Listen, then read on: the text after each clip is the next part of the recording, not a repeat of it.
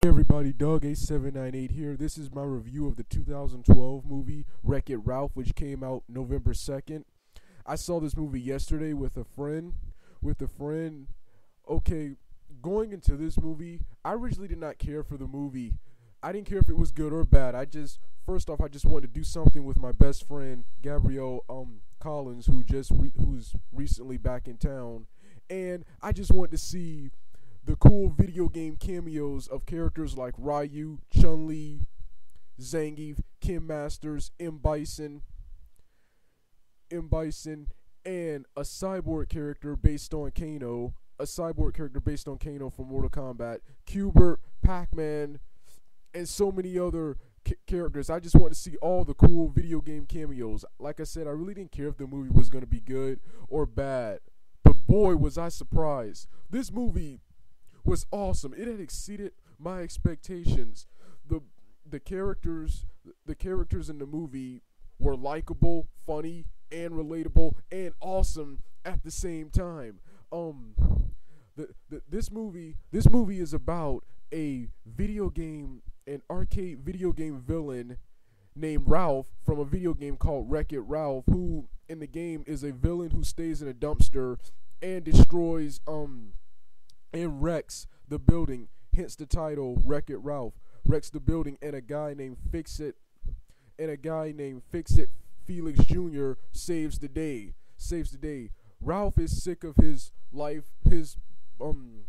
boring life as a villain, and dreams of becoming a hero. So he decides to go to another game, which is called Hero's Duty, to win a medal, thus becoming a hero so he can have a much better life. In Hero's Duty, he meets the main character of that game, who is Sergeant Tamira Jean Calhoun. She's the lead character. You can see her in the back right here in the stealth suit. Then he wins the medal there. Then he ends up in a game called Sugar Rush with a glitch with the same problem with similar goals as him, named Vanellope, who you can see is the little girl right here. She's also a main character, and she wants to she's a glitch who in her game cannot race because glitches are prevented from actually racing, but she dreams of building a car and racing to have a much better life, just like Ralph, just like Wreck-It Ralph. And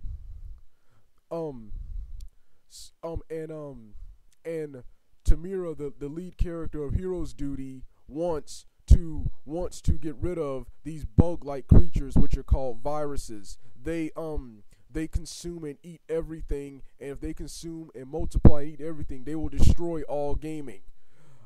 So like I said before, that's what this movie is about. This movie was awesome. Like I said before, the characters were likable, funny, relatable, and awesome at the same time. I enjoyed all the video game cameos. I love seeing characters like Ryu, Bison, Kano, and all of them interact. Just the video game characters interacting with each other. The action sequences, surprisingly, I didn't expect much action in this movie, despite the fact it was based on video games.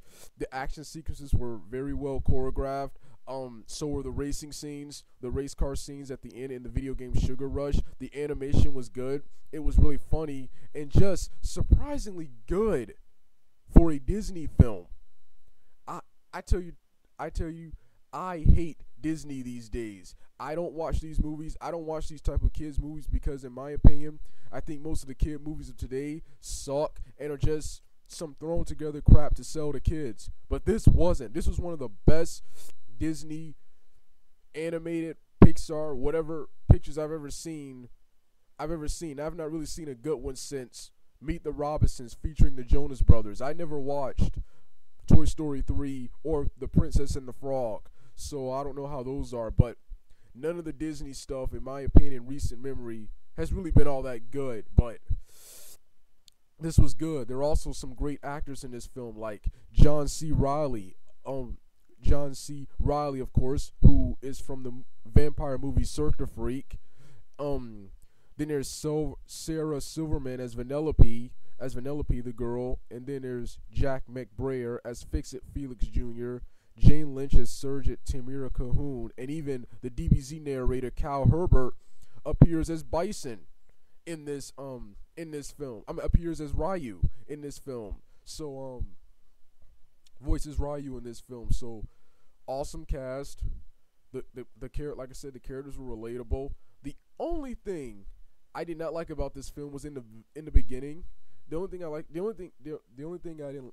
I'm only gonna talk about one. There are actually two things I don't like about this film, but I'm only gonna talk about one because I don't want to spoil too much from this movie. The only thing I didn't like was that they had some horrible auto tune music from the singer Rihanna. She had a song called "Let It Drive" and it was terrible. It was one of the worst songs I've ever heard. And since this is a video game movie, and most of the video game characters in this movie are from the 80s and 90s, I want to hear music from either that era or the video game music seen in those video games.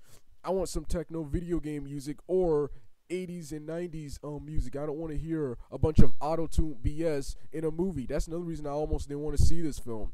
I originally wanted to see The Man with the Iron Fist, but my movie theater wasn't carrying it, so I chose to see this, which I somewhat wanted to see. But one of the reasons I wasn't into it, because I wasn't really interested in seeing it, was because the trailers were terrible. They had Flo Rida's Good Time playing in the trailer. Who wants to see a movie like that? The trailers were terrible, but like I said, this movie was awesome. One of the best and one of the most action-packed, funniest, engaging, interesting movies I've ever seen. And this, like I said, was a Disney film, and it was awesome. And I'll be sure to pick it up when it comes out on DVD. All right, Doug out.